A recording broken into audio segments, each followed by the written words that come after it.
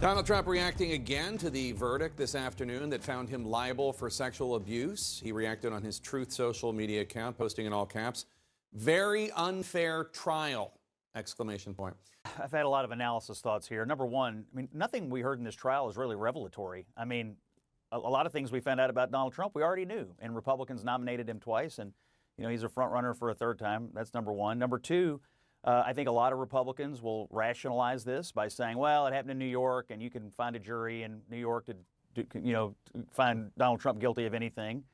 And number three, a lot of Republicans are going to say, oh, we're now taking mid-90s sexual accusations seriously in our politics. So that's what you're going to hear out of the people who support him. I think this gets thrown in the bag with the Bragg indictment, whatever happens in Georgia, January 6th, the documents, and by the time we start voting, that bag's going to feel pretty heavy to a lot of Republicans, and as Alyssa said, a lot of Republican women, I assume, will agree. And Ashley, obviously, as both Alyssa and Scott have alluded to, E Jean Carroll is hardly the first woman to publicly accuse Donald Trump of sexually assaulting her.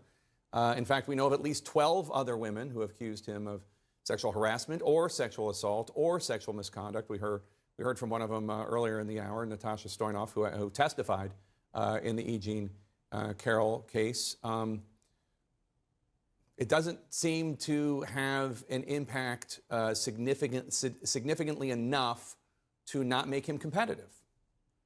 Well, first, I think that this is important for sexual assault survivors to see that no one is above the law, and that if you sexually assault someone, even if you are the former president of the United States, you can be held liable. So I think that's the first point.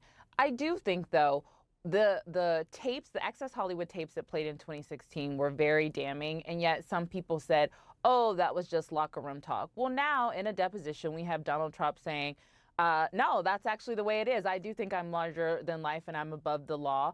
And I think many women voters and honestly male voters who supported him in 2016, who then came over to Joe Biden in 2020, will stay on the Democratic side if he is the Republican nominee. But also those folks who might not have been engaged will say, I don't want someone like this representing my country, and be more engaged. The final point I would say to Scott's comment about the 90s is, like, we have a whole new electorate right now. I couldn't even vote then. And so the way we view sexual assault and the importance of holding people accountable, I think will play. So young people, women, and people who believe survivors will play a factor in this 2024 race. We still have a long ways to go. It might not prevent him from being the Republican nominee, but I think it could stop him from being the next president again.